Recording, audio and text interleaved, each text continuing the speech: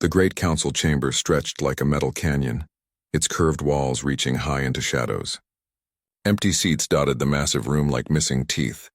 Ambassador HFY of the Veltar hegemony shifted his forearms nervously as he looked at the vacant section where humans used to sit. 3 months had passed since they left. 3 months of silence. The trade dispute between Sector 7 and the Mining Guild requires immediate attention, announced Speaker Korth, his voice echoing in the too quiet space. The reptilian being's scales clicked as he moved, a sound that seemed louder now without the soft murmur of human voices that once filled the gaps between official business. HFY remembered those voices, always calm, always reasonable. The humans never shouted like the Andromedans or hissed like his own people when angry. They just spoke quietly and somehow everyone listened. Now the chamber felt hollow. "Where are the human representatives?" asked Councillor Vexnia from her floating platform. Her tentacles writhed with impatience. "This trade route passes through their territory." "The humans withdrew from the council," Speaker Korth replied, his tone carrying just a hint of annoyance. "They sent their formal notice exactly 92 standard days ago." HFY had been there that day. He remembered human ambassador Sarah Chen standing at the speaking platform, her small frame somehow commanding attention from beings 3 times her size. She had not raised her voice. She had not made accusations. She simply read a short statement about fundamental philosophical differences and pursuing different paths forward. Then she had bowed slightly, gathered her papers and walked out. The other humans followed. All of them. They left behind their offices, their equipment, even their plants. Everything except a simple data pad containing their formal withdrawal from all council treaties and agreements. "Good riddance," muttered Councillor Drakthol from the war faction. Aggressive little mammals, always sticking their noses where they did not belong. Several other council members made sounds of agreement. The humans had only been part of the galactic community for 47 standard years. Newcomers. Children playing at politics with species that had been spacefaring for millennia. Yet HFY felt uneasy. Something was wrong, but he could not name it. The trade dispute dragged on for hours. The Mining Guild wanted higher prices. Sector 7 refused to pay. Both sides threatened to break their contracts. In the old days, a human representative would have suggested a compromise. They always found middle ground that somehow made everyone happy. Not today. The argument ended with both sides storming out, their trade agreement in ruins. After the session, HFY walked through the station corridors. Everything looked the same but felt different. The human quarters stood empty, their doors sealed with official council locks. Through the transparent walls he could see rooms frozen in time.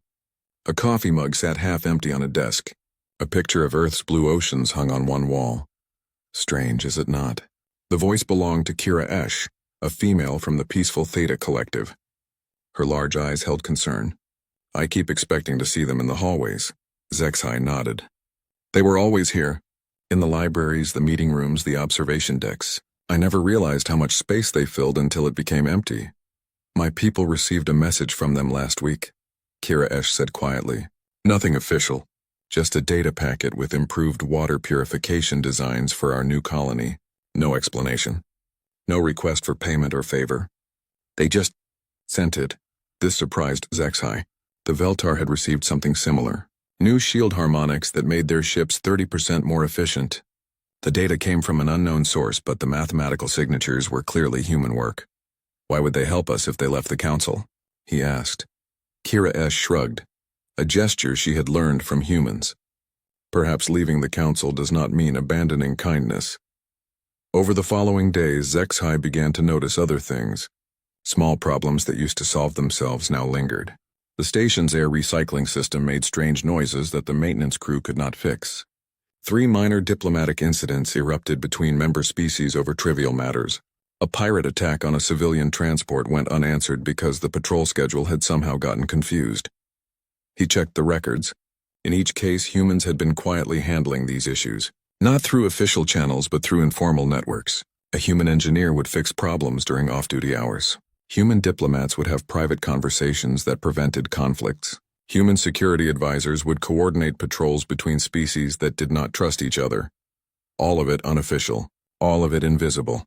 The humans had never asked for credit or recognition for this work. They simply did it because it needed doing. Computer display human activity logs for the past year, HFY commanded in his private office. The data that appeared made his heart race. The humans had been involved in solving over 3,000 minor issues. Equipment repairs, communication problems, small disputes, scheduling conflicts, resource shortages. Each problem tiny by itself, but together they formed the invisible foundation that kept the council running smoothly. Now that foundation was gone, HFY tried to contact the human homeworld. His message bounced back with an automated reply. The Terran Federation is not accepting communications from Galactic Council member species at this time. He tried other human colonies. Same response.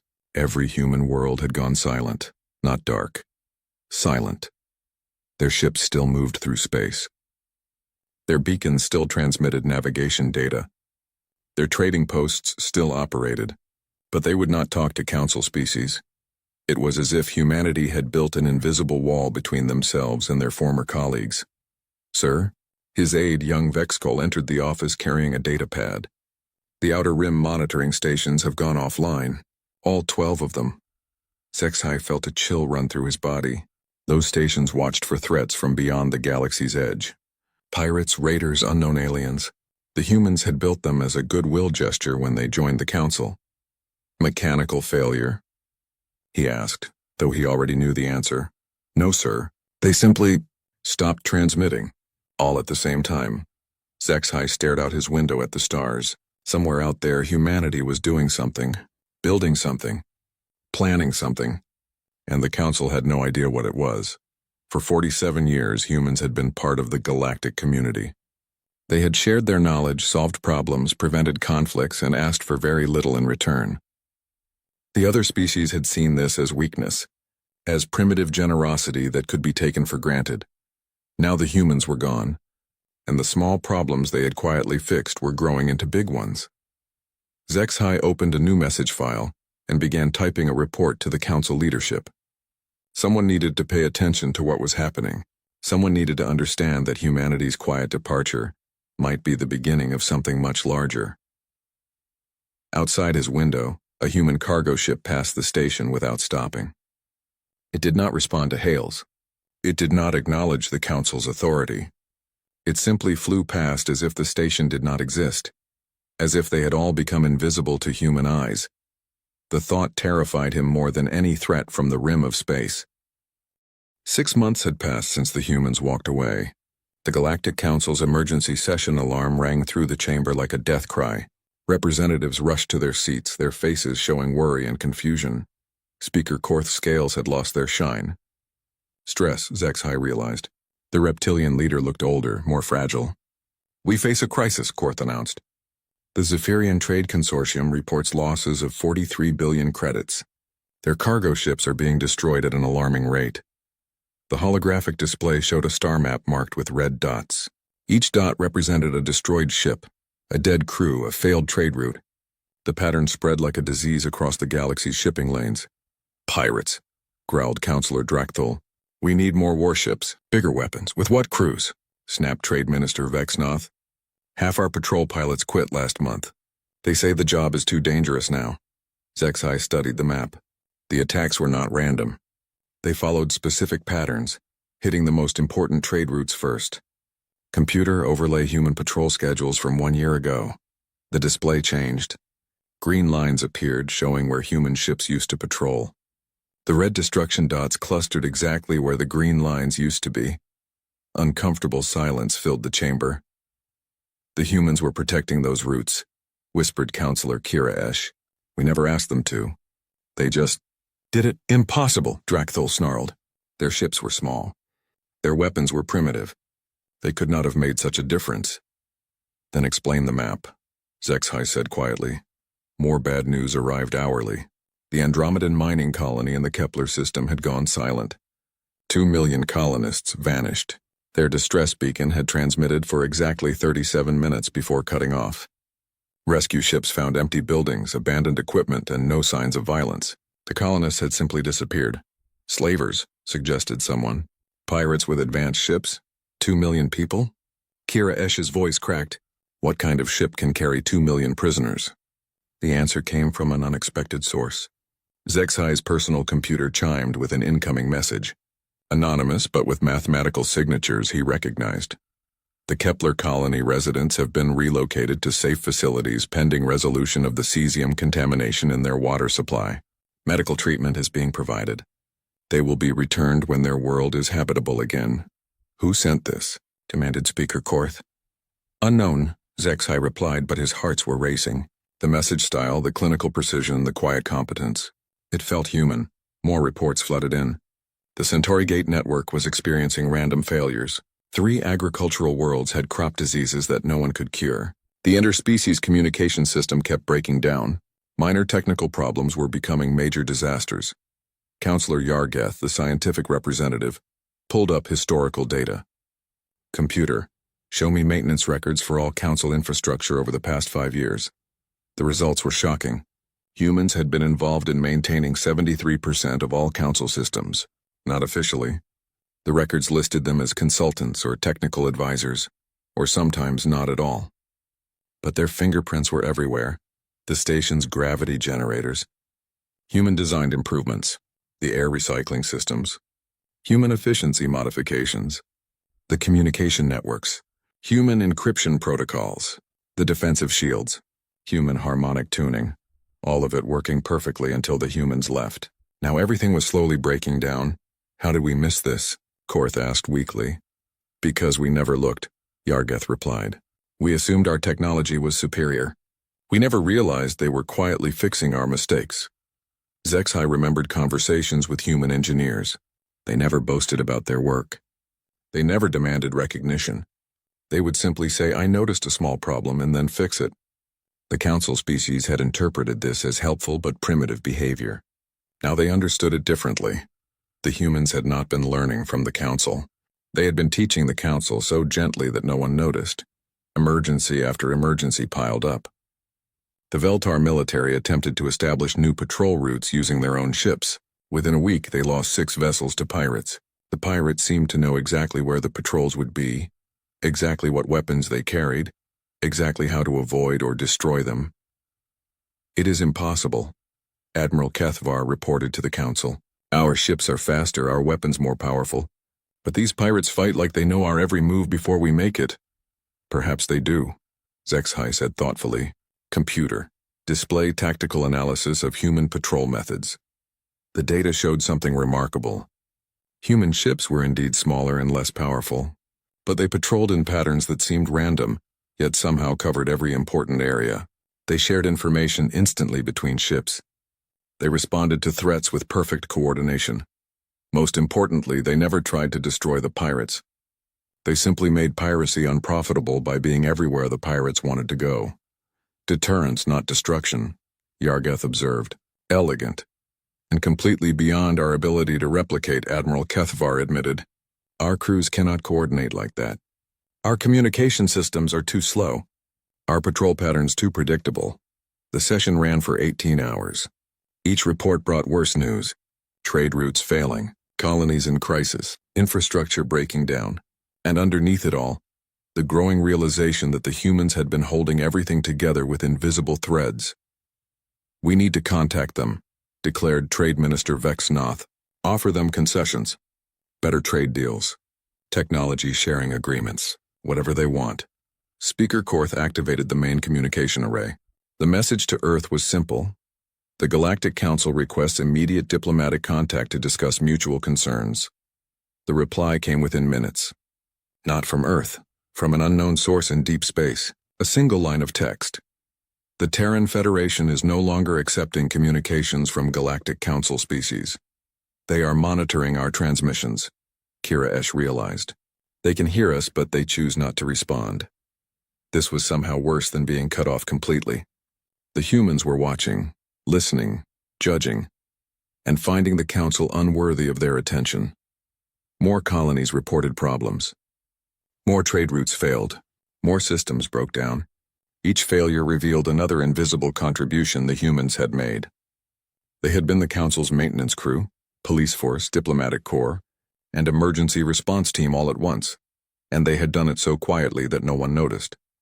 Now they were gone, and the Council was learning the true cost of taking competence for granted.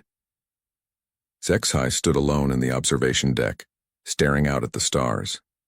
Somewhere in that darkness, humanity was building something new, something the Council could not see or understand. The thought should have been terrifying. Instead, he found himself hoping they would succeed. The Council had failed them. Had failed everyone, really. Perhaps it was time for something better. A soft chime indicated another anonymous message. Zexhai opened it with trembling hands. Water purification systems for Kepler colony will be completed in 37 days. Colonists remain healthy and well cared for. No further communications required. The humans were still helping. Even after being ignored, dismissed, and taken for granted, they were still saving lives, still solving problems, still being human, but they would no longer do it as part of the Council. They had found a better way. 1 year after the humans left, the galaxy was dying. Zexhai stood in his office reading reports that painted a picture of complete collapse. 7 colony worlds had become uninhabitable. Their terraforming systems had failed one by one, turning breathable atmospheres into toxic clouds. Millions of beings had fled to overcrowded refugee camps on other planets. The terraforming equipment is too complex, complained Chief Engineer Mordek over the communication link. We cannot understand how it works. The human maintenance logs are written in technical language we do not recognize. This was the problem everywhere.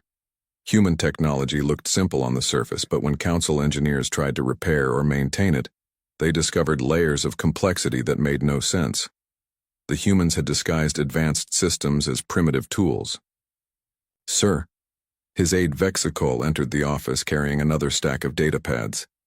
The economic reports you requested. Zexhai scanned the numbers with growing horror. Galactic trade had dropped by 67%. Shipping costs had increased by 400%. Pirates controlled major trade routes, demanding tribute from merchant vessels. The few military patrols that remained were too slow and predictable to be effective. But the worst part was the supply chain collapse. The humans had been the galaxy's logistics experts, moving goods between species with incredible efficiency. They had known exactly what each world needed and when they needed it. Their disappearance had created shortages of everything from medical supplies to basic food. The Andromedan home system is requesting emergency food aid, Vexcol reported.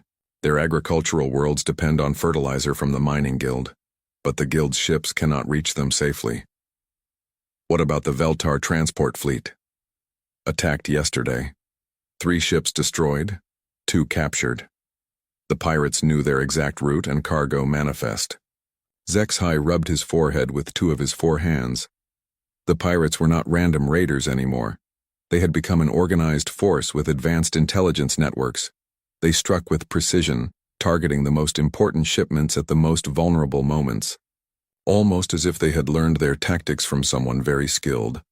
The door chimed and Speaker Korth entered without waiting for permission. The reptilian leader looked terrible. His scales were dull, his movements sluggish. The Centauri gate network has failed completely, Korth announced. All 17 gates are offline. We are cut off from the Outer Rim territories. The gate network had been the pride of galactic civilization, massive structures that allowed instant travel between distant star systems. The humans had helped, designed the control systems, contributed the stabilization algorithms, and provided regular maintenance. Now those same humans were unreachable, and their creations were falling apart. Can we repair the gates? Zexhai asked, though he already knew the answer. The engineering teams say it would take 50 years to understand the human modifications. The original Centauri designers are all dead. The humans improved the system so much that it became something entirely new. Something we cannot fix. Something we cannot even understand. Korth collapsed into a chair, looking defeated. Zexhai, I need to ask you something. Do you think the humans planned this? The question had been haunting Zexhai for months. Had humanity's withdrawal been a calculated attack? Had they deliberately left the Council defenseless? No, he said finally. I think they simply stopped helping us. The collapse is not their fault. It is ours. How can you be sure? Zexhai pulled up his personal files, showing the anonymous messages that still arrived regularly. They are still saving lives, still solving problems, just not for us. The latest message had come that morning. Kepler colony evacuees have been relocated to New Geneva Agricultural Station. Full citizenship and work opportunities provided. Medical treatment continues. Colony world will be habitable again in 18 months. Similar messages reported on rescue operations across the galaxy. Beings in danger were mysteriously evacuated to safe locations. Planets with environmental problems received emergency aid from unknown sources. Ships in distress found rescue vessels that arrived impossibly fast and then vanished without explanation. The humans were still being human. They just were not being human for the Council. "Where are they taking everyone?" Korth asked. "Unknown. The rescue ships do not match any known human designs. The safe locations mentioned in the messages are not on any star charts. New colonies? Perhaps. Or perhaps something else entirely." HFY had been tracking the pattern of disappearances. It was not random. The humans were evacuating specific groups: the oppressed, the desperate, the victims of Council policies. They were offering a choice to beings whose lives had been destroyed by galactic politics, and apparently, many were choosing to leave. The communication system chimed with an incoming priority message. "Council emergency session. All representatives report immediately." The chamber was half empty when HFY arrived. 6 species had withdrawn from the Council in the past month, declaring independence or simply vanishing like the humans had. The remaining representatives looked scared and angry. "The situation is critical," Speaker Korth announced. "Our intelligence services have located human ships in the Outer Veil region. Long-range scouts report massive construction activity." The holographic display showed fuzzy images of enormous structures. Space stations, possibly, or ships too large to comprehend. The images were poor quality, taken from extreme distances, but they showed something unprecedented. "How many?" asked Admiral Kethvar. "Unknown. The scouts counted at least 40 major installations before they were detected and forced to retreat." "Forced to retreat by what?" "Automated defense systems. No violence, just overwhelming electronic interference. The human installations simply made it impossible for our scouts to continue observing." Councillor Drakthul slammed his fist on the table. "They are building a rival power. We must strike before they become strong enough to threaten us." "With what ships?" Admiral Kethvar asked bitterly. "Half our fleet is destroyed or captured. The other half cannot travel beyond the inner systems without gate network support." "Then we rebuild. We recruit new crews. We develop new weapons." "From which species?" Trade Minister Vex Noth laughed harshly. "The Mining Guild has declared neutrality. The Theta Collective has closed their borders. The Zephyrian Consortium is negotiating with pirates for safe passage. Everyone is abandoning the Council." HFY had been studying the intelligence reports more carefully. The human construction projects were not military bases. The energy signatures were wrong for weapons manufacturing. The ship movement suggested industrial activity, not military preparation. "They are not building weapons," he said quietly. "They are building homes." "What?" "Look at the patterns. The construction schedules. The resource allocation. They are creating new colonies. New worlds. They are not preparing to fight us. They are preparing to leave us behind entirely." The revelation hit the chamber like a physical blow. The humans were not planning revenge. They were planning exodus. They were building a new civilization somewhere else and taking everyone who wanted to join them. "We have to stop them," Drakthul growled. "How?" Kethvar spread his hands helplessly. "We cannot even reach them. And even if we could, what would we do? Demand they return to a council that is falling apart?" Speaker Korth stood slowly. "Send a message to the human installations. Tell them we want to negotiate. Tell them we are willing to make changes to the council structure." The message was sent on all frequencies. The response came within hours. "The Terran Federation acknowledges the Galactic Council's communication. We have no interest in negotiation. We have moved beyond the need for council approval or cooperation. We wish you success in your future endeavors. The message was polite, formal, and absolutely final. HFY stared at the text for a long time. The humans had not rejected the council in anger. They had simply outgrown it. They had found something better and were moving on like adults leaving a childhood home. The galaxy would continue to collapse. More species would leave or disappear. The great council that had ruled the stars for thousands of years would fade into history. And somewhere in the darkness beyond the rim, humanity would build something new, something better, something the council would never be invited to join. 18 months after the humans departed, Ambassador HFY found himself leading a desperate mission into the unknown. The Joint Council expedition consisted of 12 ships from 6 different species, all that remained of the once mighty Galactic fleet. Their goal was simple: find humanity and convince them to return. The reality was far more complex. Long range. Sensors detect artificial structures ahead, reported Navigation Officer Yulnara from the Andromedan survey vessel. Distance 4 light hours. Configuration unknown. HFY studied the displays from his command ship. The expedition had been traveling for 3 weeks beyond the galactic rim, following energy signatures and electromagnetic traces that might lead to human settlements. What they found defied understanding. "Those are not space stations," whispered Science Officer Krental. "They are too large, too perfect."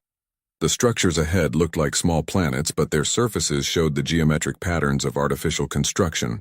Dozens of them hung in space around a young star, each one glowing with the soft light of controlled fusion reactions. "Dyson spheres?" suggested someone over the communication link. "No," Krental replied, running calculations. "More like habitat rings. Each one could support billions of inhabitants." "Billions?" HFY felt his heart skip. "How many structures are there?" "I count 47 in this system alone, and sensors detect similar installations in at least 6 neighboring systems." The numbers were staggering. If each habitat supported even a small population, the humans had created space for trillions of beings. Where had all these people come from? "Sir," Communications Officer Dexnor called out urgently. "We are being scanned. Multiple sources, very sophisticated sensors. Hostile?" Admiral Kethvar demanded from the escort cruiser. "Negative. They seem to be analyzing our ships and crew. But there is no weapons lock. No aggressive movement." A new voice came over the intercom, speaking perfect council standard but with the unmistakable accent of human space. "Galactic Council vessels, you are approaching Terran Federation territory. State your business." HFY took a deep breath. "This is Ambassador HFY representing the Galactic Council. We request permission to communicate with human leadership regarding mutual cooperation." Silence stretched for long minutes. Then the human voice returned, colder than before. "Permission denied. The Terran Federation has no interest in council affairs. Please alter course and depart Federation space." "Wait," HFY said quickly. "We know about the evacuations. The colonies you have been saving. We want to discuss the crisis affecting the galaxy." Another pause. When the voice returned, it carried a note of curiosity. "Define crisis." "The collapse of trade networks, infrastructure failures, refugee populations, the breakdown of interspecies cooperation." HFY tried to keep desperation out of his voice. "We need human expertise to restore order." "Order?" The human spoke the word like it tasted bad. "Is that what you call it? The systematic exploitation of primitive species? The slave trade disguised as uplift programs? The resource extraction that destroyed entire ecosystems?" Shock rippled through the expedition crews. How much did the humans know? "There have been mistakes," HFY admitted. "Errors in judgment. We want to make corrections." "Corrections?" Again, that tone of disgust. "You want us to help you manage the suffering more efficiently." "We want to prevent suffering," HFY protested. "Then you should have started 47 years ago when we tried to show you a better way." The communication link crackled with interference, then cleared. A new voice spoke, older and more formal. "Council vessels, this is Director Sarah Chen of the Terran Federation External Affairs Division. Your request for cooperation is noted and denied. However, in the interest of closure, I will meet with one representative to explain our position." HFY's hearts raced.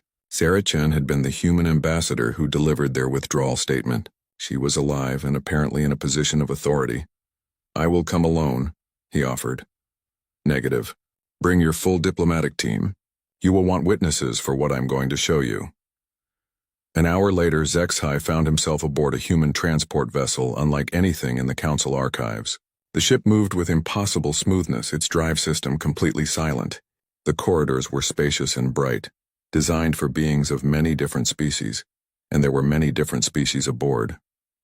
HFY saw Andromedans, Zephyrians, and even some Veltar working alongside humans and other beings he did not recognize.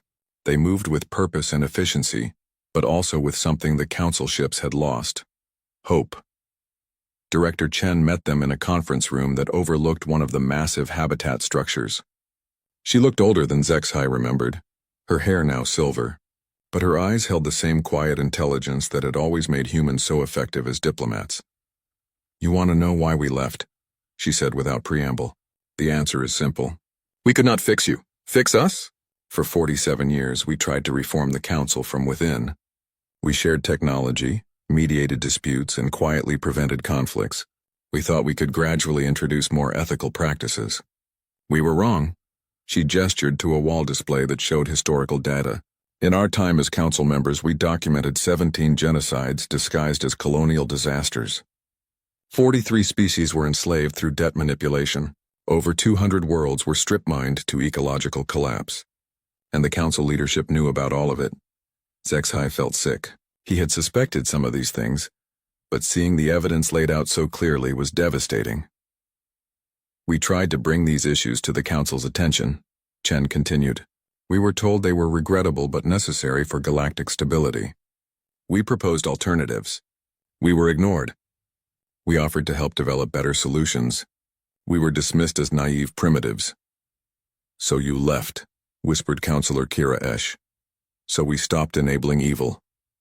Chen's voice hardened. "Every system we maintained, every crisis we prevented, every infrastructure project we supported, it all served to keep a corrupt system running. We realized we were helping the Council commit atrocities more efficiently, but the suffering caused by your departure is the natural consequence of the Council's own policies. We are not responsible for the collapse. You are." Chen activated another display showing the evacuation operations. "We offered a choice to every oppressed population, every enslaved species, every world facing ecological disaster. Come with us to something better, or stay and face the consequences of Council rule." How many chose to leave? Over 2 billion beings so far. Scientists, engineers, artists, farmers, families seeking a better life. We built new worlds for them, gave them citizenship in a true democracy, and asked only that they contribute to the common good. The numbers were staggering. No wonder the Council systems were collapsing. Their most capable people were abandoning them for human promises of freedom. "What about those who stayed?" HFY asked.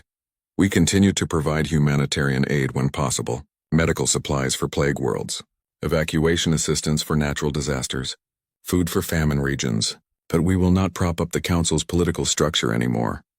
Admiral Kethvar leaned forward aggressively. "You cannot simply abandon galactic civilization." Chen's expression did not change, but something cold entered her eyes. "Watch us." She stood and walked to the window overlooking the habitat structures. "This is New Geneva Station. Population: 400 million beings from 67 species. They have clean air, abundant food, meaningful work, and democratic representation. They are building art, advancing science, and raising children who will never know the fear of being enslaved or exploited." She turned back to face the delegation. "We have 43 more stations like this. Construction continues on 100 more. Within a generation, we will have space for every being in the galaxy who wants to live free." "And then what?" Kethvar demanded. "You will attack the Council? Conquer our worlds?" Chen looked at him with something that might have been pity. "Admiral, you still do not understand. We do not want your worlds. We do not want to conquer anyone. We want to be left alone to build something better." She walked to the door, then paused. "The Federation has one message for the Galactic Council. We are moving beyond the rim to galaxies where we can start fresh. We will not return. We will not interfere with your affairs, and we will not accept refugees or communications from Council species after the transition period ends in 6 months. You are abandoning us," HFY said quietly. "No," Chen replied. We are letting you face the consequences of your choices. It is the kindest thing we can do. The transport returned them to their ships within the hour. As the expedition prepared to depart, Zexhai watched the human installations through his viewport. Somewhere in those gleaming structures, billions of beings were building a new civilization based on cooperation instead of exploitation, and the Council would never be invited to join. 2 years had passed since humanity walked away, and the Galactic Council was dying. Zexhai sat alone in the massive council chamber staring at empty seats. Of the original 47 member species, only 12 remained. The others had either collapsed completely or followed mysterious evacuation offers to unknown destinations. The chamber itself was falling apart. The climate control system produced alternating waves of heat and cold. The lights flickered randomly. The communication arrays worked only when they felt like it. Everything the humans had quietly maintained was breaking down and no one knew how to fix it. "Sir?" The voice belonged to his new aide, a young Veltar named Kexnil. Vexcol had disappeared 3 months ago, along with half the station's technical staff. They left behind resignation, letters expressing gratitude for their service, and hopes for a better future. Zexhai suspected they had accepted human evacuation offers. "The emergency session is beginning," Kexnil reported. 7 representatives are present. 7. From a council that once governed trillions of beings across the galaxy. Zexhai made his way to the chamber where the surviving council members sat scattered among hundreds of empty chairs. Speaker Korth was gone, replaced by acting Speaker Vornek, a nervous bureaucrat who jumped at his own shadow. "The situation reports," Vornek announced, his voice echoing in the empty space. "Admiral Kethvar?" The old military commander looked defeated. "The fleet is down to 43 operational vessels. We lost 2 more ships this week to mechanical failures. The crews lack the technical knowledge to perform proper maintenance. Trade Minister Yexgol, galactic commerce has ceased to exist. The few merchant ships still operating demand payment in energy cells or rare metals. Standard council currency is worthless. Scientific advisor Mordek, our research facilities are shutting down one by one. The equipment is too complex to maintain without human technical support. We are losing centuries of scientific knowledge every day." Each report brought worse news. Colonies abandoned, infrastructure crumbling, entire species retreating to their homeworlds and sealing their borders. The great galactic civilization was contracting like a dying star. "There is one more item," Vornek said hesitantly. "Intelligence reports indicate human ships have been spotted in the Omega sector." This was the first human sighting in months. After Director Chen's final meeting with the expedition, humanity had seemingly vanished. Their installations had gone dark. Their ships had stopped appearing on long-range sensors. Even the anonymous rescue messages had stopped arriving. "How many ships?" asked Admiral Kethvar. "Unknown. They appeared briefly on deep space sensors, then vanished again, but the energy signatures were unlike anything we have seen before." Zexhai felt a chill. The humans were still out there, still building, still advancing. While the council collapsed, they were becoming something greater. "We should contact them," suggested Trade Minister Yexgol. "Offer them the council leadership position. Promise them anything they want." "They do not want anything from us," Zexhai replied quietly. They made that clear. A new alarm sounded, different from the usual emergency signals. The chamber's main display activated, showing an incoming transmission. The source identification read, "Terran Federation Deep Space Command." Vornek's hands shook as he accepted the transmission. Director Chen's face appeared on the screen, but something had changed. She looked younger, healthier. Her eyes held a serenity that Zexhai had never seen before. "Greetings, Galactic Council," she said formally. "This is our final communication.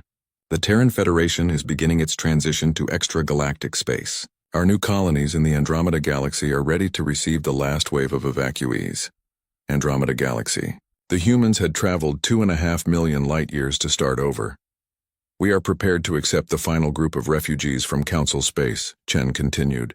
"Any beings who wish to join the Federation should gather at the coordinates being transmitted with this message. Transportation will be provided within 72 hours, Kexanil whispered urgently in Zexhai's ear. "Sir, those coordinates are only 6 hours away by shuttle."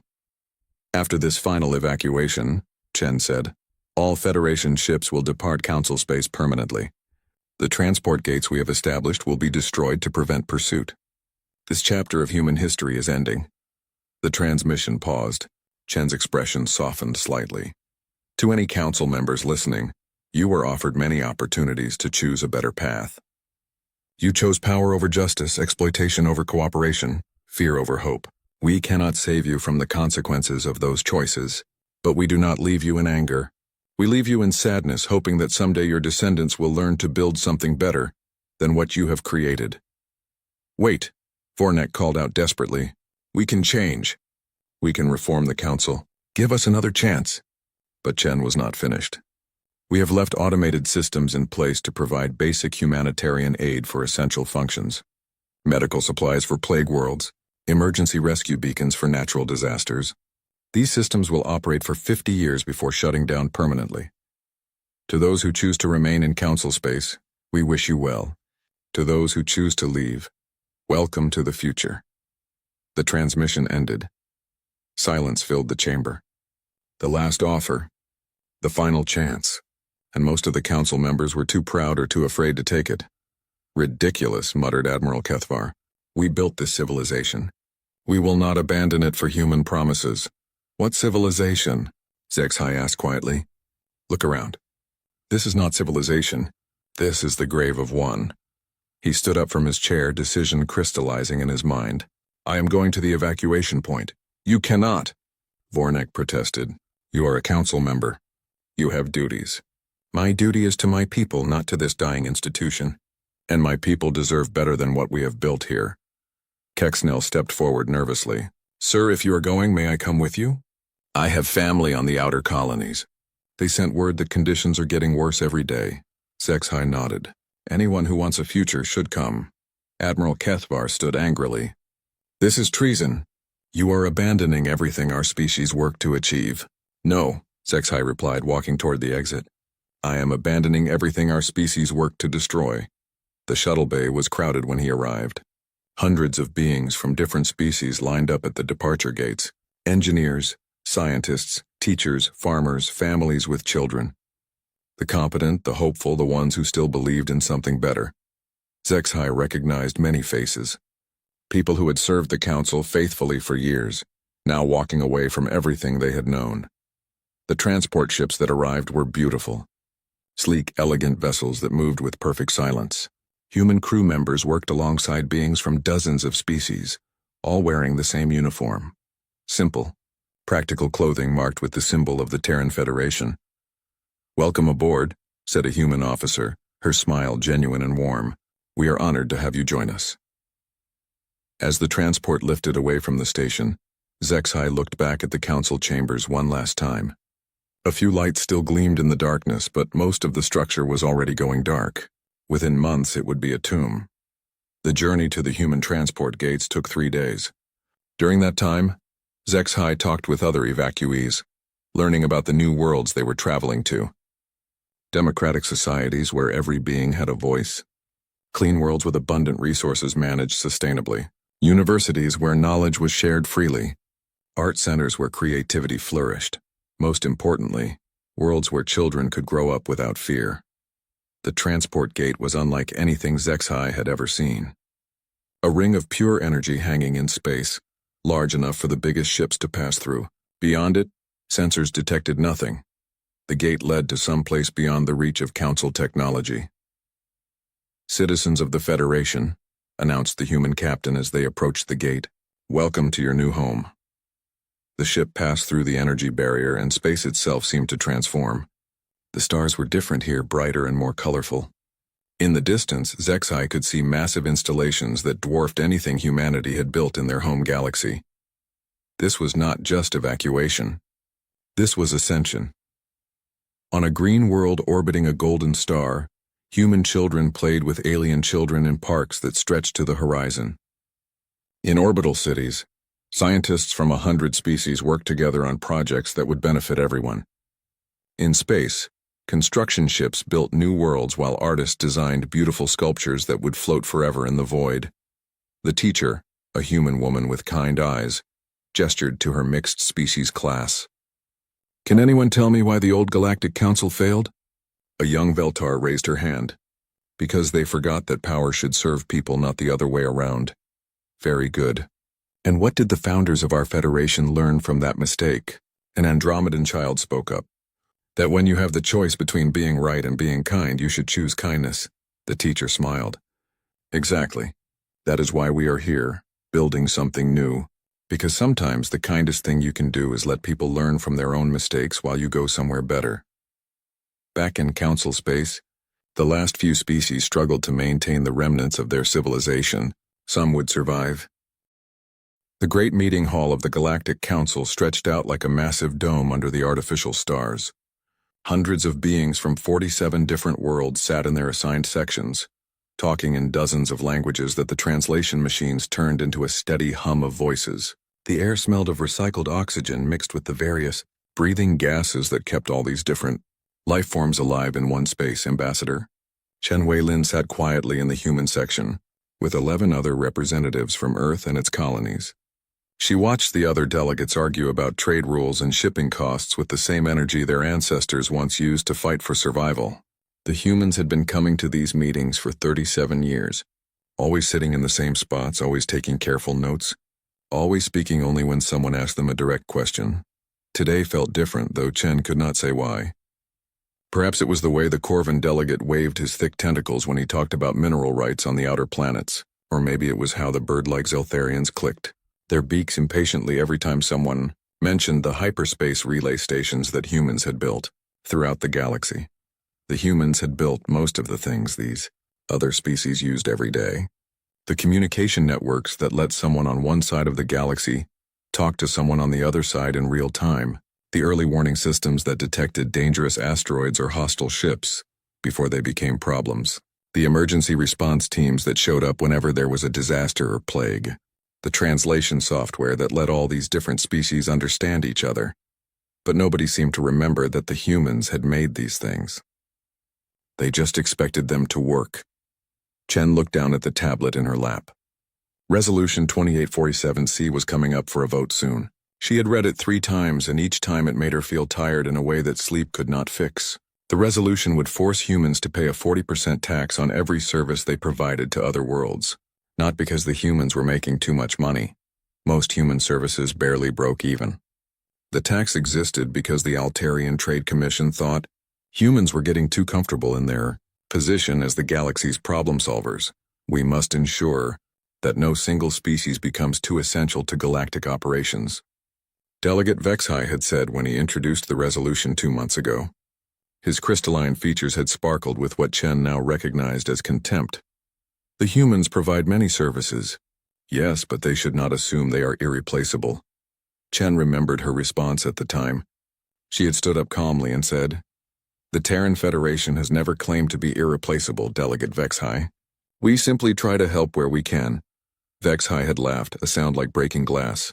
"Of course you do. And you always come back to help some more. No matter how we treat you. Humans are wonderfully predictable that way." Now, 2 months later, the resolution was about to pass. Chen could see it in the way the delegates moved, the way they whispered to each other, the way they avoided looking at the human section. They had the votes. They would pass their tax, and they expected the humans to complain a little and then get back to work. The vote began. Species after species said yes to Resolution 2847C. The Corvan Collective. Yes, even though humans maintained their entire computer network. The Zeltharian Assembly. Yes, even though human doctors had saved their world from the Red Plague 15 years ago. The Vegan Republic, yes, even though their entire financial system ran on human-designed security protocols. When they called for the human vote, Chen stood up slowly.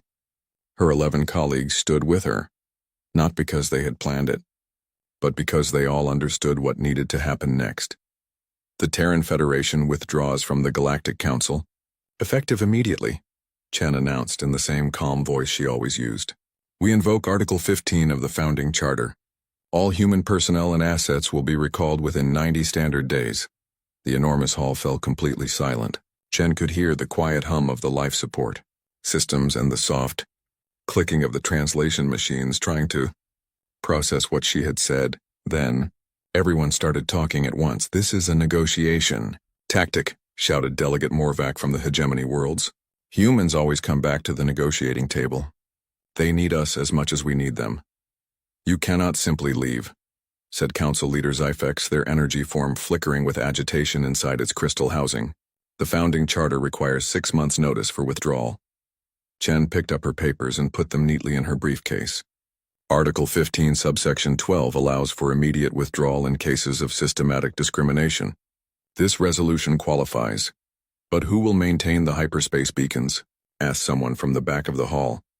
Who will coordinate emergency responses? Called another voice. Who will mediate our trade disputes? Chen looked around the hall one last time. These beings had shared meals with her, worked with her on difficult problems, even called her friend. But they had never really seen her as an equal. To them, humans were useful servants who could be relied upon to fix problems and absorb insults with equal patience. You are all intelligent species, she said. I am sure you will figure it out. She walked toward the exit, her 11 colleagues following in perfect formation. Behind them, the arguing grew louder. She heard Vexai's glass-breaking laugh again. They will be back within a month, he declared confidently. Humans need to feel useful. They cannot survive without someone to help. Chen paused at the doorway and looked back one last time. Goodbye, Delegate Vexai. Good luck with everything. And then the humans walked out. Within hours, human personnel throughout the galaxy received coded messages on their personal communicators. The messages were short and simple. Operation Silent Exit is now active. Begin withdrawal procedures immediately. On 1700 worlds, humans began to pack. They did not make announcements or hold press conferences. They did not explain their actions to their alien colleagues or neighbors. They simply finished their current projects, transferred what files they could to local authorities, and quietly boarded the next transport ships heading toward human space. The humans who ran the hyperspace relay network uploaded detailed operating manuals to the Galactic database and handed their access codes to the local governments. The humans who managed emergency response teams trained their alien assistants as quickly as possible and left behind careful instructions for handling different types of disasters. The human doctors, engineers, teachers, and technicians all did their best to leave their work in good condition for whoever came next. But they took their knowledge with them. And more importantly, they took their willingness to help. Dr. Sarah Martinez, who had spent 12 years developing early warning systems for the Outer Rim territories, packed her research into secure containers and erased her personal files from the computers. Her Corvin assistant, Thekai, watched nervously as she worked. You are really leaving? Thekai asked, his tentacles curling with anxiety. Yes, Sarah said simply. But the asteroid tracking system needs constant updates. The gravitational calculations require human mathematical models. Without you, we cannot— The manuals are very detailed, Sarah interrupted gently. You are smart, Thekai. Your people are smart. You will learn. But what if we make mistakes? What if we miss something important? Sarah sealed the last container and looked at her former colleague with sad eyes. Then you will learn from those mistakes too. That is how everyone grows. 3 months later, the last human transport ship left the galactic community's borders and disappeared into the darkness between stars. They left behind empty offices, detailed instruction manuals, and polite thank you notes in dozens of languages. The galaxy suddenly felt much larger and much more dangerous than it had in decades. And in the silence that followed, the other species began to realize just how much they had depended on the quiet humans who had always been there to help. 3 months after the humans left, Captain Morvex of the Vorthon merchant ship Golden Wing stared at his navigation computer in growing panic. The screen showed nothing but error messages in a language he could not read. Around him, his crew of 6 worked frantically at their stations, but none of them could make sense of what had gone wrong. The hyperspace beacon network is not responding, reported his engineer, a thick-shelled being named Keth. The computer says the access codes are no longer valid. That is impossible, Morvex growled. These beacon networks have worked perfectly for 30 years. They do not just stop working, but they had stopped working, not just for the Golden Wing, but for every ship in this sector. Outside the viewport, Morvex could see dozens of other vessels floating helplessly in space around Waystation Kepler 442. Cargo ships, passenger transports, military vessels, all of them trapped because their navigation systems had suddenly gone blind. The humans had built the hyperspace beacon network 40 years ago. They had offered it freely to every species that wanted to use it, asking for nothing in return except that everyone follow the basic safety protocols. The network made interstellar travel safer and faster than anyone had thought possible. Ships could jump from beacon to beacon across the galaxy in a matter of days instead of months. Now the network was dark. On the Council homeworld, Guildmaster Throck of the Vorthan Merchant Association slammed his 4 fists on the meeting table. "This is sabotage," he declared to the emergency session of trade representatives. "The humans have deliberately shut down our transportation systems to punish us. Have we tried contacting them?"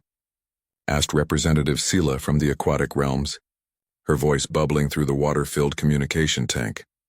"Of course we tried," snapped Throck. "Every message we send to human space comes back with the same automatic reply. The Terran Federation wishes you well but has no current diplomatic openings. Please respect our privacy." Council Archivist Pitel, a being of pure energy contained in crystalline storage matrices, shimmered with what might have been confusion. "I have been reviewing the technical specifications for the beacon network. The humans designed it with multiple layers of security protocols. They shared operational access with all member species, but they retained control of the core systems." A cold silence fell over the room. Slowly, the implications began to sink in. "Are you saying the humans can turn off our entire transportation network whenever they want?" asked someone from the back of the room. "Not just the transportation network," Patel replied, their energy form pulsing with growing alarm. "I have been checking other systems as well. The psychological warfare defense grid that protects us from mind control attacks. Human-designed. The Galactic Emergency Response Network. Human-built. The communication relay systems that let us talk across interstellar distances.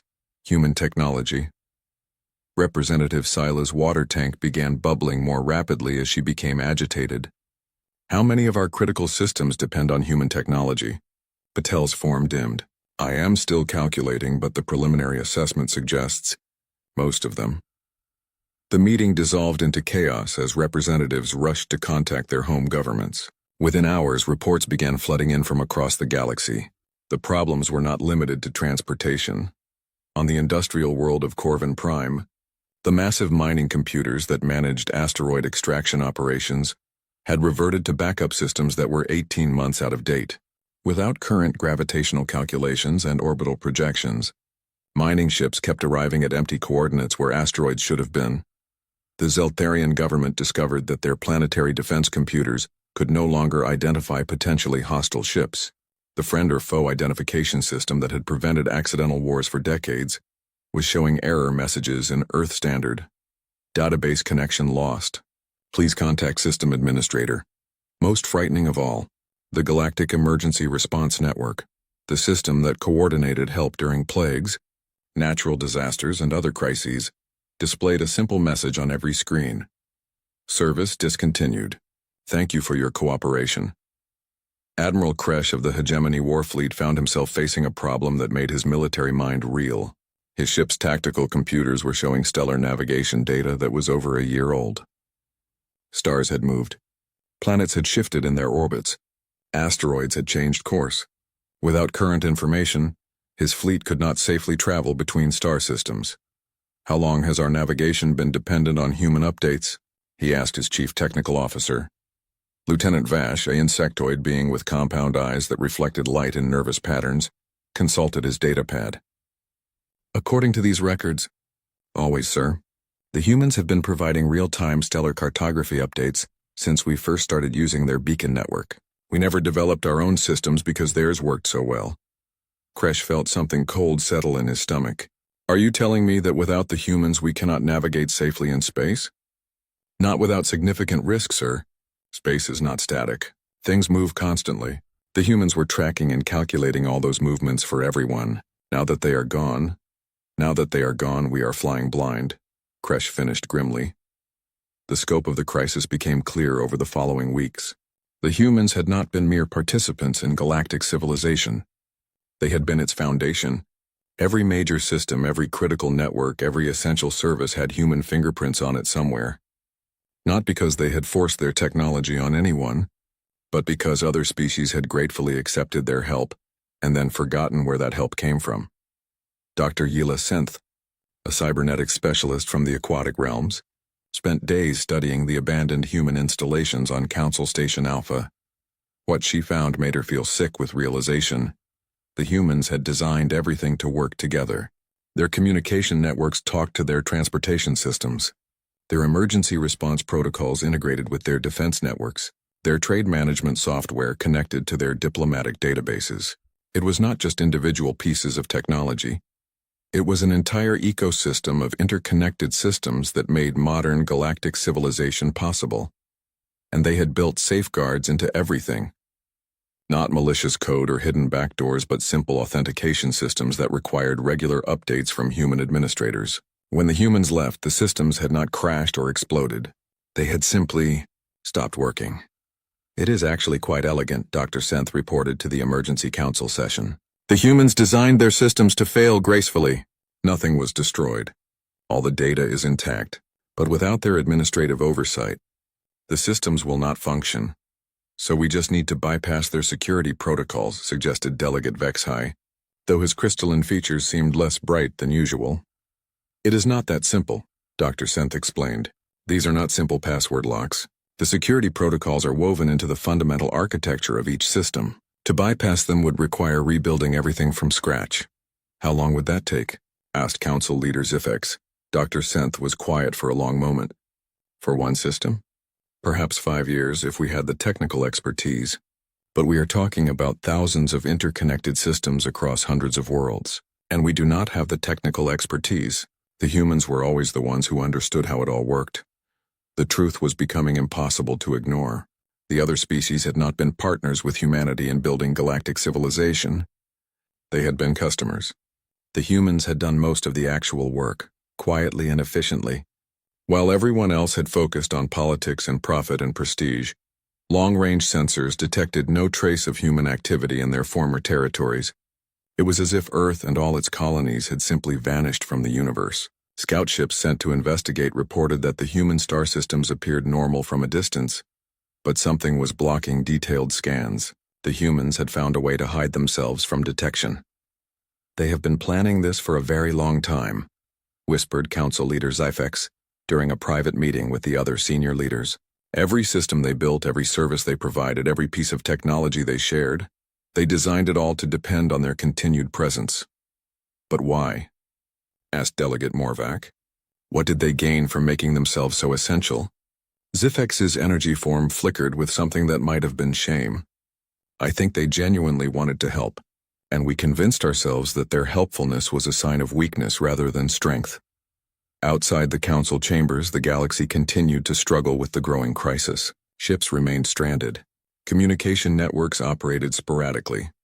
Emergency services were overwhelmed by disasters they could not predict or prevent. And in the silence left by humanity's departure, the other species began to understand what they had lost. It was not just technology or services or systems. It was the knowledge that someone, somewhere was watching and listening and ready to help when things went wrong. For 37 years, humans had been the galaxy's safety net. Now the net was gone and everyone was learning how far they could fall. 6 months had passed since the humans disappeared, and Dr. Yila Senth felt like she was trying to solve a puzzle with half the pieces missing. Her laboratory on Aquatic Station 7 was filled with human technology that she had spent weeks carefully taking apart and studying. Every component told the same story. The humans had not just participated in galactic civilization, they had been its invisible architects. The breakthrough came when she discovered something hidden deep in the memory cores of an abandoned human communication relay. It was a maintenance log that had been running automatically for 15 years, recording every single adjustment, repair, and update that human technicians had made to keep the galactic communication network running smoothly. The log contained over 2 million entries. Dr. Senth stared at the data streaming across her screens and felt a chill run through her aquatic form. 2 million problems that the humans had quietly identified and fixed. 2 million potential failures that they had prevented. 2 million reasons why the galaxy's communication systems had worked flawlessly for decades. And every entry was tagged with the same note. Issue resolved. No action required from local authorities. She called an emergency meeting of the Galactic Council's Technical Assessment Committee. The conference room was only half full. Many, Species were too busy dealing with their own crises to attend meetings. But those who came listened in growing horror as she presented her findings. They were not just maintaining the systems, she explained, her voice bubbling with emotion through the translation speakers. They were constantly improving them. Every day, human technicians across the galaxy were identifying problems we never even knew existed and solving them before they became disasters. Counselor Mathak, whose insectoid features clicked with agitation, leaned forward in his chair. Show us the hyperspace beacon network analysis. Dr. Senth activated a holographic display that filled the center of the room. The three-dimensional image showed the galaxy's transportation network as it had existed 6 months ago. A beautiful web of interconnected routes that allowed safe travel between thousands of worlds. Then she switched to current data, and gasps echoed through the room. The network looked like a broken spiderweb.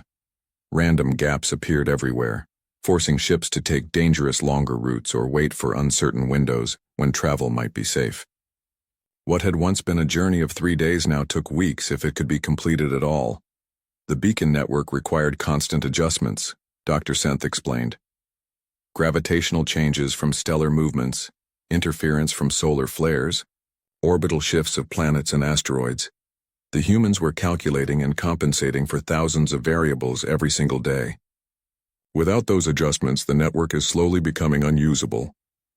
But surely they left instructions, protested Delegate Vexhai, though his crystalline form seemed dimmer than usual. Technical manuals, operational procedures, something we can use to maintain the systems ourselves. Dr. Senth nodded sadly. They did. I have reviewed them all. The manuals are extremely detailed and beautifully written, but they assume a level of technical knowledge and institutional memory that we simply do not have. The humans had been working with these systems for decades. They understood not just how they worked, but why they worked, and what could go wrong. She activated another display, showing the psychological warfare defense grid that protected the galaxy from various forms of mental manipulation and mind control. This system processes over 1 billion data points every hour, looking for patterns that might indicate psychic attacks or mimetic weapons. The humans programmed it to recognize threats that most of us cannot even imagine. Without their oversight, the system has begun generating false alarms, thousands of them every day. The room fell silent as the implications sank in. The humans had not just been providing services. They had been acting as the galaxy's immune system, constantly fighting off threats that other species never even noticed. Council leader Zyphex materialized their energy form into a roughly humanoid shape, a sign of deep distress among their species. How extensive was their involvement in our daily operations? Dr. Senth pulled up a comprehensive analysis that had taken her research team months to compile. Based on our investigations, human technology or human oversight was involved in approximately 87% of all essential galactic infrastructure. Transportation, communication, emergency services, defense systems, trade management, diplomatic protocols, scientific research networks, medical databases, educational resources, environmental monitoring systems, and much more. 87%, repeated Counselor Emathak in a whisper. How did we not know this? Because they made it look easy, Dr. Senth replied. Every system they built was designed to operate smoothly without requiring attention from users. When something went wrong, the humans fixed it before anyone else even noticed there was a problem. We became accustomed to everything just working. She brought up another display showing financial records. The humans were providing most of these services either for free or at cost. Their emergency response network operated at a loss for 37 years. Their educational databases were freely available to all species. Their medical research was shared openly. Even their transportation network charged only enough to cover maintenance and improvements. But why? Asked Delegate Morvac from the Hegemony Worlds. What did they get out of it? Dr. Senth had wondered about this herself. She had studied thousands of hours of archived human communications, diplomatic records, and personal logs. The answer was both simple and incomprehensible to most galactic minds. They seemed to genuinely enjoy solving problems, she said finally.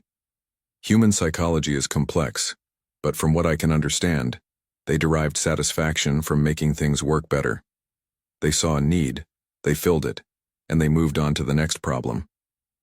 It was not about power or profit, it was about helping.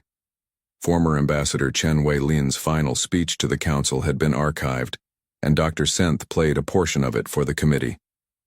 The Terran Federation has never claimed to be irreplaceable. We simply try to help where we can. At the time, we interpreted that as modesty, admitted Councillor Mathak. We thought they were being humble about their contributions. Now I realize they were being literal. They genuinely saw themselves as helpers, not leaders. Dr. Senth nodded. And we treated them like servants instead of partners. Every year the council passed more regulations limiting human activities, imposed more taxes on human services, and made more assumptions that the humans would simply accept whatever treatment they received because they needed us more than we needed them. She pulled up voting records from the past decade. Resolution after resolution showed the same pattern. The Galactic community consistently voting to restrict or tax human activities, always with the assumption that humans would comply rather than leave. We were wrong, she said simply. We needed them far more than they needed us. The scope of the crisis became clearer as more reports arrived from across the galaxy. The Vegan Republic's entire financial system had collapsed when human-designed fraud detection algorithms went offline. The Centauri Mining Consortium discovered that their operations depended on asteroid tracking calculations that only human computers could perform accurately. Even the Council's own voting systems used security protocols that required regular updates from human cryptographic specialists. But perhaps the most devastating revelation came when Dr. Senth accessed the archives of the Galactic Emergency Response Network. She found records showing that over the past 4 decades, human teams had responded to over 50,000 emergencies across the galaxy. Plagues, natural disasters, industrial accidents, terrorist attacks, civil wars. The humans had been quietly deploying aid and expertise wherever it was needed. The records showed something else too. The humans had not just responded to crises, they had prevented hundreds of them. Their early warning systems had detected potential problems months or years in advance, allowing preventive measures to be taken before disasters occurred. They were not just our emergency responders, Dr. Senth told the stunned committee members. They were our guardians. They were watching over all of us all the time, making sure we stayed safe. Long-range reconnaissance missions finally returned with data about the human territories. The news was disturbing in its implications. Earth and its colonies still existed, but they were surrounded by some kind of advanced spatial distortion that made detailed observation impossible. The humans had not just left. They had made themselves undetectable and unreachable. They planned this withdrawal for decades, Dr. Senth concluded in her final report to the Council. Every system they built included safeguards that would allow them to disconnect cleanly if they chose to leave. They were always prepared for the possibility that they might need to walk away from us. And we gave them every reason to do exactly that, added Council Leader Zyfex, their energy form flickering with what might have been regret. As the meeting concluded, the participants sat in uncomfortable silence. Outside the conference room, the galaxy continued to struggle with cascading system failures and growing chaos. The humans were gone, taking with them not just their technology, but their institutional memory. 1 year after humanity's departure, the galaxy looked very different than it had before. Ambassador Vexahai stood at the observation deck of Council Station Alpha, staring out at the traffic control disaster that had once been an orderly parade of starships. Vessels from dozens of species moved in chaotic patterns, following conflicting navigation protocols as each government tried to implement its own version of what the humans had done so effortlessly. Corvin freighter nearly collided with a Zeltharian passenger transport as their respective traffic control systems gave contradictory instructions. Warning alarms blared throughout the station as emergency protocols activated. It took 3 hours to sort out the confusion and get both ships safely docked. Vexai had seen similar scenes play out every day for months. What had once taken minutes now took hours. What had once been safe was now dangerous. What had once been simple was now impossibly complex. The Silk Road Nebula shipping route is completely blocked. reported Station Commander Olex, a thick-shelled being whose normally steady voice carried notes of exhaustion. 7 different species are trying to manage traffic control using 7 different systems. Nothing is compatible. Ships are backing up for light years in every direction. The Silk Road Nebula had been one of the galaxy's most important trade routes, allowing cargo ships to cross between the inner and outer rim territories in just 5 days. The humans had managed the complex navigation required to thread ships safely through the nebula's shifting energy fields and gravitational anomalies. Now, with each species trying to implement their own traffic control methods, the route had become a logistical nightmare. How long until we can get it working again? HFY asked, though he suspected he already knew the answer. Our best estimates suggest 18 months, assuming we can get all 7 species to agree on a unified system, Commander Olex replied. But the hegemony insists their protocol is superior. The Vegan Republic refuses to use anyone else's software, and the Corvin Collective claims their method is the only one that accounts properly for gravitational effects. HFY felt something twist in his crystalline core. 18 months to fix something that had worked perfectly for 30 years. And that was just one shipping route out of hundreds that needed attention. The problems extended far beyond transportation. The Rimward Rebellion, which had been a minor annoyance when human peacekeepers were quietly containing it, had exploded into a full-scale war that was consuming entire star systems. Without humanity's early warning networks, the Council could not even track rebel movements, much less predict their next targets. General Korth of the Combined Defense Forces had requested emergency meetings every week for the past 6 months. His reports painted a picture of growing chaos across the galactic periphery. The rebels have weapons we cannot identify, and tactics we do not understand, he explained to the latest emergency session. Our intelligence networks cannot penetrate their communications. Our strategic computers cannot predict their movements. Everything we knew about fighting them came from human analysis and human expertise. But surely our own military specialists can adapt, suggested Counselor Mathak. Though his insectoid features clicked with nervous uncertainty, General Korth's expression was grim. The humans had been studying the rebellion for decades. They understood the rebels' psychology, their supply chains, their recruitment methods, their leadership structure. We treated their reports as routine intelligence updates. We never realized we were completely dependent on their analysis. The rebellion was not the only conflict that had spiraled out of control. Ancient territorial disputes that human diplomats had carefully mediated for years suddenly flared into open warfare. The Altarian-Corvin border conflict, dormant for 15 years, had restarted within weeks of humanity's departure. The Central World's resource war had claimed 3 entire star systems, before anyone could organize a meaningful peace negotiation. But perhaps the most devastating consequences were felt by the younger species, those civilizations that had achieved spaceflight during the human era and had never developed independent technological capabilities. The Corvani had built their entire civilization around human-provided hyperspace technology. Their ships, their communication systems, their computer networks, even their basic manufacturing processes depended on human designs and human expertise. When the humans left, Corvin society had essentially been knocked back to pre-spaceflight levels of technology. Ambassador HFY of the Corvin Collective had aged visibly in the months since humanity's departure. His tentacles, once bright purple with health, had faded to a dull gray color that indicated chronic stress among his species. 40% of our population lives on colony worlds that depend on regular supply runs from our homeworld, he explained to anyone who would listen. Without reliable hyperspace travel, we cannot maintain those colonies. We are facing the collapse of our interstellar civilization. The Vegan Republic faced similar challenges. Their entire educational system had been built around human-designed learning algorithms that adapted to individual student needs. Their medical system used human diagnostic databases.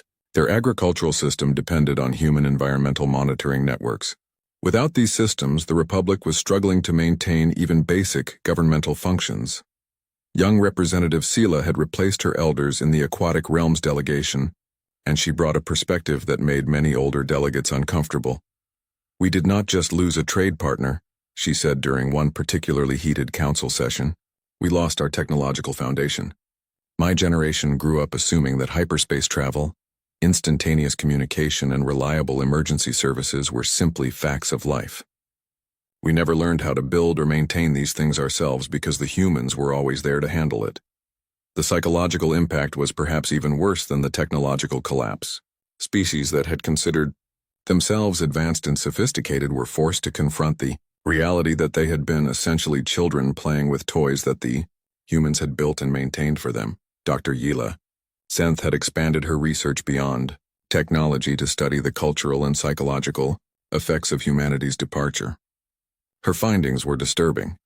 We are seeing increases in anxiety, depression, and social disorder across multiple species, she reported to the Council's medical committee. Many individuals are experiencing what human psychologists would have called learned helplessness. The feeling that they cannot solve problems or control their environment. The irony was not lost on anyone. The humans had been so good at solving problems that other species had forgotten how to solve problems themselves. When crises arose, everyone's first instinct was to call for human help that would never come.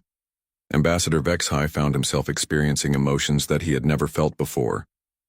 As an Altarian, he had been raised to value strength, independence, and superiority over other species. But lately, he caught himself remembering conversations with human diplomats and wishing he could ask them for advice. The feeling had a name in human psychology: homesickness. Vexhai was homesick for people who had never been his people, for a time when problems had solutions and crises had endings. "I miss them," he admitted quietly to his aide during a private moment. The admission felt like a betrayal of everything he had been taught to believe about Altarian strength and independence. His aide, a younger Altarian named Zexval, nodded sadly. "We all do, even those who voted to impose the taxes that drove them away. We miss knowing that someone, somewhere, was watching and listening and ready to help when things went wrong." Trade volumes had dropped by 60% across the galaxy as transportation became unreliable and expensive. Scientific research had slowed to a crawl without access to human databases and analysis tools. Diplomatic relations between species had deteriorated as old conflicts resurfaced without human mediation. The Council tried to address each crisis individually, but they lacked the institutional knowledge and technical expertise that the humans had provided. Every solution they attempted seemed to create 2 new problems. Every system they tried to repair revealed 10 more systems that needed attention. Emergency committees formed to address specific issues, but coordination between them was nearly impossible without humanity's neutral arbitration services. The Corvin representatives refused to work with the Altarians because of their ongoing border dispute. The hegemony delegates walked out of meetings whenever the Vegan Republic suggested diplomatic solutions to military problems.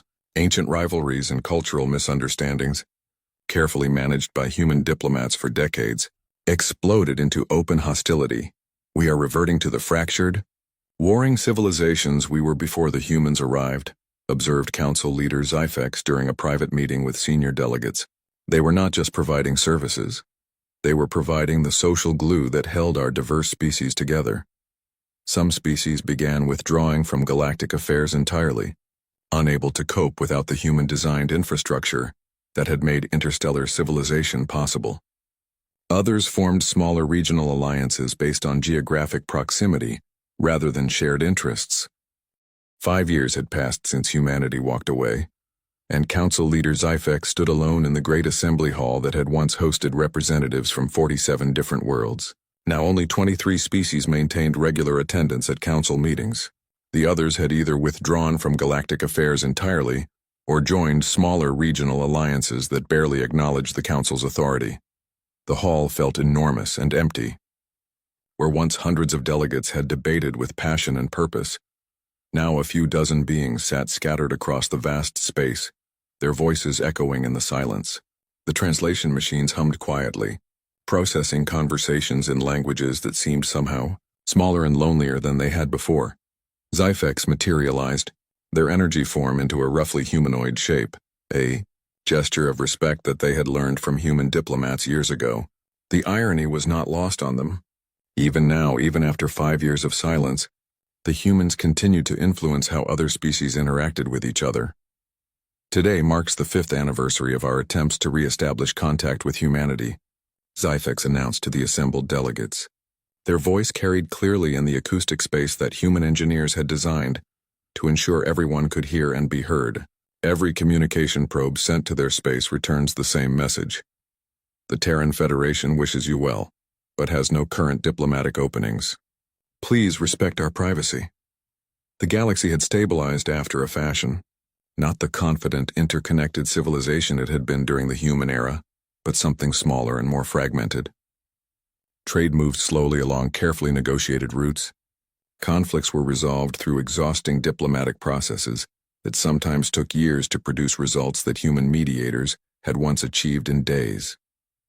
Innovation had ground to a halt as species focused on maintaining what they had, rather than building something new.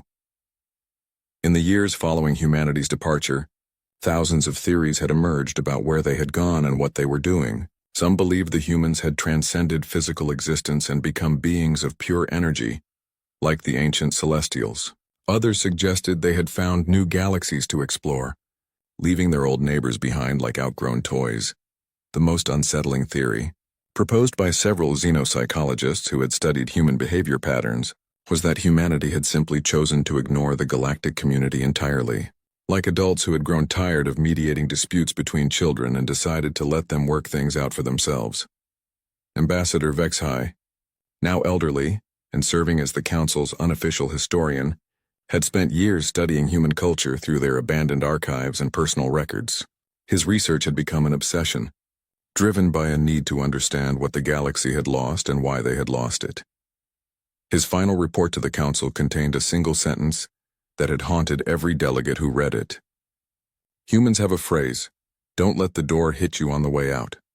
We were so busy holding the door open for ourselves, we forgot to thank them for keeping it from hitting us.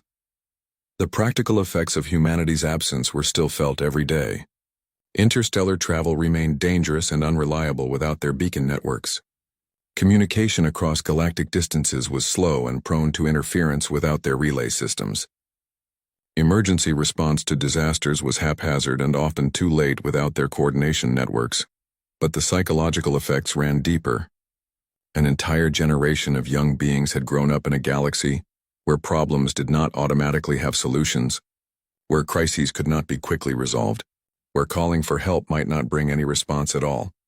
Dr. Yila Senth, now the galaxy's leading expert on human technology and culture, had documented the long-term changes in galactic society. Her reports painted a picture of a civilization that had learned to survive but had forgotten how to thrive. We have become risk-averse in ways that would have been unthinkable during the human era, she explained to a gathering of researchers and historians. We avoid ambitious projects because we no longer have confidence that problems can be solved. We maintain redundant systems because we no longer trust that help will come when things fail. We have learned to expect disappointment rather than hope for success. The younger species had been hit hardest by the transition. The Corvin Collective had managed to maintain basic interstellar travel by retrofitting their ships with pre-human technology, but their society remained a shadow of its former self. Corvin colonies that had once been thriving centers of culture and commerce were now isolated outposts struggling to maintain basic life support. The Vegan Republic had fared slightly better, but only by abandoning much of their territory and consolidating their population on a few worlds that could be supported by their limited technological capabilities. Their once proud educational system now focused on teaching practical skills rather than encouraging innovation or exploration. Some species had adapted more successfully. The Altarians, with their emphasis on self-reliance and strength, had managed to develop crude but functional versions of some human technologies. The hegemony had reorganized their society around military efficiency, creating a harsh but stable civilization that could function without external support. But even the successful adaptations came at a cost. The cooperative spirit that had characterized galactic civilization during the human era had been replaced by suspicion and competition. Species that had once shared knowledge and resources now guarded their secrets jealously. The common projects and joint ventures that had driven galactic progress for decades had been abandoned in favor of purely national interests. The Council still met, but its role had diminished significantly. Without human mediation and coordination, it had become little more than a forum for formal complaints and territorial disputes. The grand vision of a unified galactic civilization working together toward common goals had been replaced by a patchwork of regional powers focused on local survival. Ambassador. Vexhai often found himself alone in the archives, reading through records of council sessions from the human era. The contrast was striking. Debates that had once focused on ambitious infrastructure projects and scientific collaborations now centered on trade disputes and border conflicts. The language itself had changed, where once delegates had spoken of we and us and our shared future. Now they spoke of them and theirs and protecting our interests. Have become smaller, he admitted to his aide, during one of their regular review sessions, not just in terms of territory or population, but in terms of vision. We think smaller thoughts and attempt smaller deeds. We have lost the confidence that great things are possible. The most painful reminder of what had been lost came from the abandoned human installations that still dotted the galaxy. The Council had declared them historical sites, forbidden to disturb or dismantle. They stood as monuments to a time when the galaxy had been larger and more connected than it was now. On Council Station Alpha, the former human embassy remained exactly as the humans had left it. The reception area with its carefully tended garden, the conference rooms with their precisely arranged furniture, the offices with their empty desks and blank computer screens. A maintenance droid overlooked during the human withdrawal continued its programmed duties. Every day it cleaned the empty halls and watered the plants in the reception garden. The flowers still bloomed despite the silence. Visitors to the embassy often spoke of the strange emotions the place evoked. Sadness, certainly, but also something more complex. A kind of homesickness for a home they had never appreciated while they had it. The garden had become an unofficial memorial where beings from different species would leave. Small tokens of respect or regret, long-range, sensor arrays occasionally, detected signals from the direction of human space, but they were too faint and too encrypted to decipher. The humans were still out there, still building, still working, still solving problems, but they were doing it without the galactic community that had once depended on them. 10 years after the departure, a single transmission reached the Council's emergency communication frequencies. It came on the same channel that humans had once used for routine diplomatic correspondence, and it was brief. We are well. We hope you are too. The door remains open, but only when you are ready to walk through it as equals. Take your time. We have learned patience. The Terran Federation.